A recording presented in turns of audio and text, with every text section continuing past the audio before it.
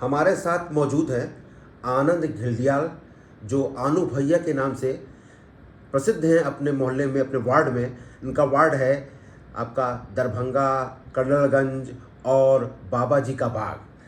कई वर्षों से यहाँ के पार्षद हैं, बड़े लोगों की सेवा करते हैं, लोग इनके पास आते हैं, भीड़ लगी रहती है। लेकिन हमारा सवाल एक ये है जिससे लोग, जनता प्रभावित है और उसका कोई सोल्यूशन नहीं निकल पा रहा है, वो है हाउस टैक्स। हर साल हम देख रहे हैं हाउस टैक्स बढ़ता जा रहा है, इतना बढ़ता जा रहा है कि लोग कह रहे हैं कि डबल होता जा रहा है। इस पर कोई नियंत्रण नहीं। हमने सुना था कि आनंद जी ने इस पे सदन में अपनी आवाज़ उठाई थी। क्या है समस्या और क्यों नहीं इसका निस्तारण हो पा रहा है, आनंद जी? देखिए, सरकार ने 2013 में मूल्यांकन बढ़ाने के लिए एक नियमावली लेके आए। नियमावली के अंतर्गत उनके द्वारा बिना किसी कानून के, जो नगर निगम के अधिनियम में जो दी हुई चीज़ें हैं कि घरेलू होगा तो सिंगल लगेगा जो मूल्यांकन है, और किराएदारी में होगा तो 3 गुना लगेगा, और अगर दुकान आदि होगी तो 5 गुना लगेगा। ये एकदम अनियमित ढंग से लागू किया गया कानून, नियमावली है। एक्ट कुछ कहता है और नियमावली अलग बनाई जाती है। एक्ट में सीधा सीधा प्रावधान है कि मूल्यांकन का 12% गृहकर और 16.5% तक जलकर और सीवर टैक्स। अभी जो इन्होंने जलकल में स्लैब बनाया है उसके अनुसार आदमी, कोई भी व्यक्ति 11% मूल्यांकन का देगा हाउस टैक्स, जो आएगा 805 रुपये, और जलकर और सीवर कर उसे देना पड़ेगा 3558 रुपये। ये कहाँ तक सच है? 70% हुआ दोनों को मिला के, और नियमावली कहती है कि आप 37% से ज़्यादा नहीं ले सकते। ये कौन है, किसकी देख रेख में हो रहा है, इसका जिम्मेदार कौन है? उपभोक्ता परेशान है, टहल रहा है सवालों के जवाब लेने के लिए। लेकिन सदन में ये बात तो आपने उठाई थी, फिर इसका कोई सोल्यूशन नहीं निकला। आज तक मैंने सदन के अंदर उठाया और मैंने यहाँ तक कहा कि 2-2 माइक लगे हुए हैं। सरकार अपना पक्ष दे, जो हमारे नौकरशाही लोग हैं इसका पक्ष अपना रखें। किसी ने भी, नौकरशाही ने अपना पक्ष नहीं रखा और नियमों के विपरीत सारी चीज़ें ली जा रही हैं। मैंने ये भी कहा कि आप, अगर मैं गलत बोल रहा हूँ कि नियमों के विपरीत है, तो आप हमें सिखाइए, हम सीखेंगे आपसे कि क्या सही है क्या गलत। मगर आज तक कभी भी सरकार का पक्ष और ब्यूरोक्रेसी का पक्ष नहीं आया और अनियमित ढंग से गृहकर जलकर लिया जा रहा है, जिससे आम उपभोक्ता हम लोगों से सड़क चलते सवाल करता है कि तुम लोग मेंबर होने के बावजूद इस तरह की अनियमितता क्यों है। तो ये तो आपका क्या बता रहे हैं कि स्टैग्नेशन की स्थिति है। सॉल्यूशन क्या निकलने की उम्मीद है, क्या करना चाहिए जिससे इसका सॉल्यूशन निकल आए, लोगों को रिलीफ मिले? अब इसमें तो जो भी विभाग है और हमारा नगर निगम का प्रशासन है, वो नियमों के तहत कार्य करे, और नियमों के तहत कार्य करेगा तो जनता को राहत मिलेगी। जनता टैक्स देना चाहती है, बढ़ा टैक्स भी देना चाहती है, मगर उसे संतुष्ट करके, आपकी सही तरीके से मूल्यांकन करके, वो भी आप आंख मिचौली करके आप टैक्सेशन करते हैं। हमने जैसे पहले इन्होंने लिया टैक्स में, हमसे 2019 तक जो जिस किसी ने ग्राहकर अपना जमा करा तो उसको जो रसीद मिली उसमें लिखा है फुल पेमेंट, और जब हमें दोबारा 2021 में उन्होंने नोटिस दी तो उन्होंने 2013 से बढ़े हुए मूल्यांकन के आधार पे हम पे इम्पोज कर दिया टैक्स। इस चीज़ को बोलेंगे रेट्रोस्पेक्टिव इफेक्ट, और रेट्रोस्पेक्टिव इफेक्ट की हिंदी हुई भूतलक्षी प्रभाव, जिसको कि 2013 से उन्होंने लागू, बैक डेट से कर दिया। बैक डेट से जिसे बोलेंगे।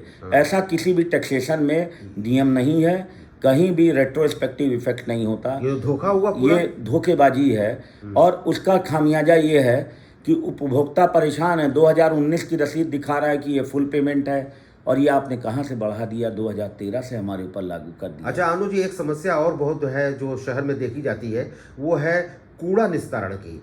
सारा शहर कूड़े में बजबजा रहा है, थोड़ी बहुत सफाई होती है, लेकिन पता चला है कि कूड़े का ढेर इकट्ठा होता चला जा रहा है। उसका निस्तारण कैसे हो? क्या एक्चुअली में कुछ संभावना है इसमें कूड़े के से शहर को मुक्ति दिलाने की? अब देखिए, शुरू से प्रशासनिक कार्य है। पहले AWP कंपनी कोई आई है, जिसकी इक्विटी 1 लाख रुपए थी और उसे करोड़ों रुपए का काम दिया गया। उसी की सिस्टर कंसर्न एक आ गई हरी भरी। बसवार में प्लांट लगा। बसवार में जो प्लांट लगा, हम लोग भी गए, उद्घाटन हुआ, नारियल कटा, नारियल फूटा, नारियल हुआ, फीता कटा है। और वहाँ पे ये कहा गया कि ये प्रोसेसिंग स्टेशन है, ये कूड़े से हम खाद बनाएंगे, कंपोस्ट खाद बनाएंगे। प्लांट भी लगा, सब कुछ हुआ।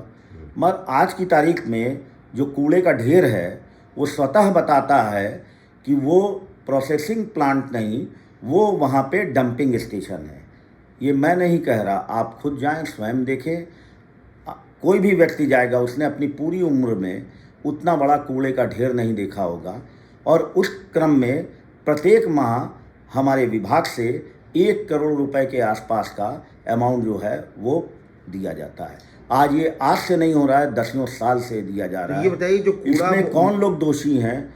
ये तो वहाँ का कूड़ा जो डंप स्टेशन है, जो आज की तारीख में, आज भी मैं सदन के अंदर सवाल करता रहा कि आप हमें खाली ये बताइए कि वो डंपिंग स्टेशन है कि प्रोसेसिंग स्टेशन है। किसी अधिकारी ने अपना अधिकारी पक्ष नहीं रखा कि ये डंपिंग स्टेशन है। तो ये बताइए, जो मोहल्लों से कूड़ा इकट्ठा होता है, जी। ये कहाँ जाता है? फिर इसको डंप करते हैं या निस्तारण करते हैं? ये एक जगह डंप करा जाता है।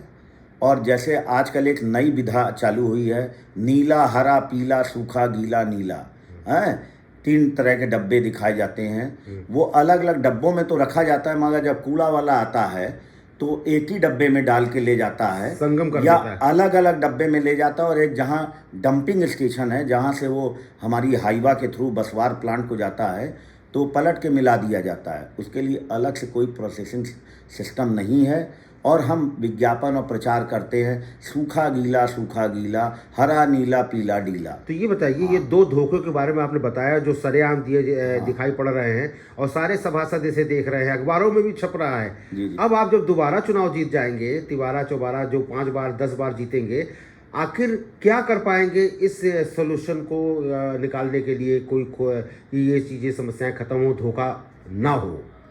अब देखिए, इसके लिए तो जो आला टीम होती है, उसके लिए जो हमारे अध्यक्ष होते हैं, ये तो उनकी भी सोच अगर अच्छी होगी तो हम लोगों की वैचारिक मित्रता होगी, वैचारिक साथी होंगे, तो हमारी भाषा को वही वैचारिक जानने वाला व्यक्ति ही समझ सकता है। जो आम जनता जिन चीज़ों का सवाल हम लोगों से भी पूछती है कि ये हमसे डोर टू डोर कूड़ा कलेक्शन का भी अमाउंट लिया जा रहा है, और सदन और नगर निगम यूज़र चार्जेस भी दे रहा है, और हम भी यूज़र चार्जेस दे रहे हैं, और एक टिपिंग चार्जेस है जो ये कूड़ा कंपनियां उठाती हैं कूड़ा, इनको एक अलग से टिपिंग चार्जेस भी हम दे रहे हैं। तो किस तरह से कुल मिलाकर ये हुआ कि अच्छे लोग आएंगे, अच्छे लोग चुने आएंगे जाएंगे, तो हम लोग की भाषा को समझेंगे, तभी हमारी भाषा समझेगा, हमारी समस्या, और हमारी भाषा समझेंगे तो उसका निस्तारण होगा। जनता, हम लोग जनता के बीच में रहते हैं, इसलिए जनता रोक रोक के सवाल करती है कि ये क्या हो रहा है, कूड़ा डंपिंग स्टेशन है कि कूड़ा प्रोसेसिंग स्टेशन? Thank you. ग्रहकर जलकर मूल क्या हो रहा है? इसमें हमारा अनियमित ढंग से हमारी एक दुकान 10 बाई 10 की है, हमारे पास कोई भी पानी का कनेक्शन नहीं है, कोई भी सीवर का कनेक्शन नहीं है, और हमसे आप जलकर और सीवर कर दोनों ले रहे हैं। इन सवालों का जवाब तभी होगा जब हम लोग अच्छे लोग चुन के आएंगे और इन सवालों पे चर्चा होगी, और सदन में चर्चा जब अच्छी होगी तो इसका ज़रूर एक विकल्प और एक चीज़ें निकल के आएंगी। और कुल मिलाकर ये जनता की जिम्मेदारी है कि वो अच्छे लोगों को निर्वाचित करके सदन में भेजें, ताकि उनकी समस्याओं को उठाया जा सके और उसका सही समाधान निकल सके। धन्यवाद आनंद घिल्डियाल जी। ओके।